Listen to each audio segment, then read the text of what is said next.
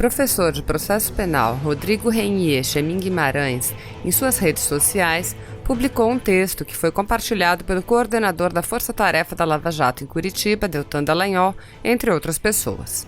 Dallagnol recomendou o texto dizendo: professor de Direito Penal e promotor de Justiça Rodrigo Chemin lança a luz sobre problemas do inquérito que tramita no Supremo. Vale a pena ler. O texto é uma atualização de artigo anterior, escrito quando o inquérito de Toffoli foi instaurado de ofício pelo presidente do STF para investigar pessoas e fatos indeterminados.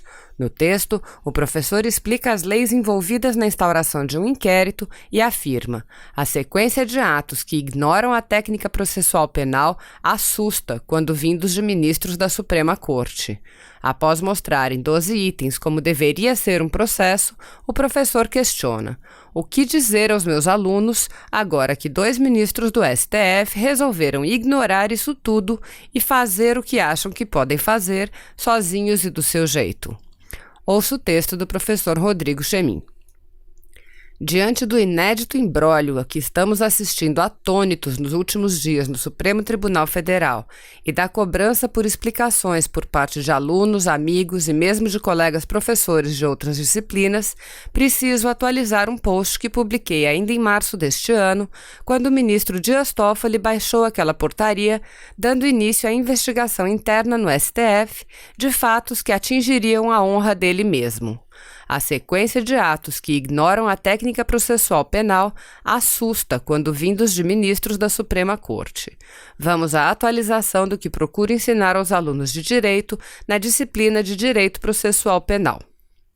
A. Quem julga não deve investigar crimes, pois tem sua imparcialidade comprometida. A doutrina costuma dizer que isso seria inquisitório e que fere o sistema acusatório. Não importa o nome que se dê ao sistema, importa que, no Estado Democrático de Direito, orientado aqui pela proibição de excessos, deve haver a separação das funções de investigar e julgar, decorrência do comprometimento psicológico de quem terá o poder de julgar e se mete a investigar os mesmos fatos. B.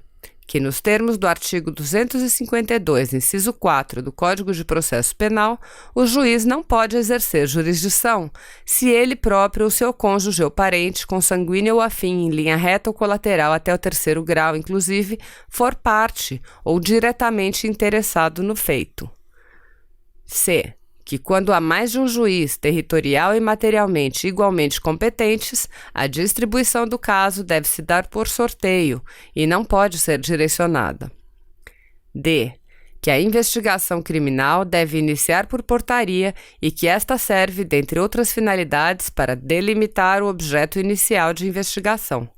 O fato a ser investigado, portanto, deve estar descrito na portaria e não pode ser genérico.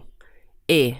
Que o foro privilegiado somente ocorre quando o autor do delito está no exercício de uma função pública que lhe dá a prerrogativa de ser processado originariamente pelos tribunais, ou seja, a função pública da vítima não determina o foro privilegiado.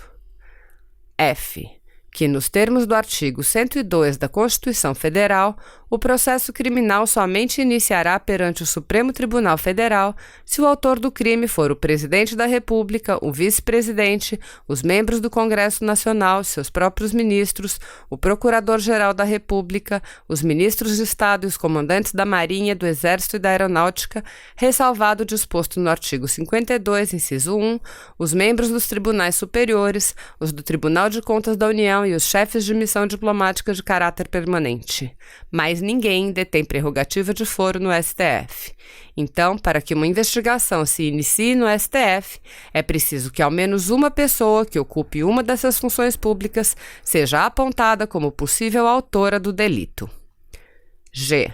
Que o regimento interno do STF, ao permitir que crimes ocorridos na sede ou dependências daquele tribunal sejam por eles investigados, viola o princípio da inércia e da imparcialidade da jurisdição e deveria ser considerado inconstitucional pelo próprio Supremo Tribunal Federal. H. Que a investigação criminal se destina primordialmente para que o titular da ação, de regra o Ministério Público e excepcionalmente a vítima, possa tomar a decisão de invocar ou não a tutela jurisdicional do Estado. e que a decisão de arquivar uma investigação por falta de provas para embasar uma denúncia, inclusive quando as provas são ilícitas, é do titular da ação, Ministério Público, e não do juiz. Que a submissão dessa decisão a um controle externo do Poder Judiciário funciona apenas para avaliar a observância do princípio da obrigatoriedade da ação penal pública, isto é, preenchidas as condições da ação e presentes os elementos necessários para o preenchimento dos pressupostos de validade da denúncia, a obrigatoriedade no exercício da ação penal pública. Caso o juiz discorde da promoção de arquivamento, o máximo que ele pode fazer é recorrer ao procurador-geral, ou seja, devolver os autos de investigação ao chefe do Ministério Público, que terá a última palavra. Decidindo o procurador-geral pela manutenção do arquivamento, o juiz é obrigado a acatar esta decisão. Disso se trata a separação das funções de acusar e julgar, própria de sistemas democráticos que distribuem cargas em modelos de freios e contrapesos. J. Que quando a investigação tem princípio perante os tribunais em razão de sua competência originária para julgar pessoas com foro privilegiado, a decisão de arquivamento é desde logo do procurador-geral e deve ser acatada pelo tribunal como irrecorrível. K. Que crimes contra a honra de funcionários públicos praticados em razão de suas funções, nos termos da súmula 714 do STF, permitem legitimidade concorrente entre o Ministério Público e a vítima para o exercício da ação penal, mas isso pressupõe que o inquérito não esteja arquivado e existam elementos probatórios válidos para operar como justa causa, como base probatória mínima a dar suporte ao fato narrado na petição inicial. L.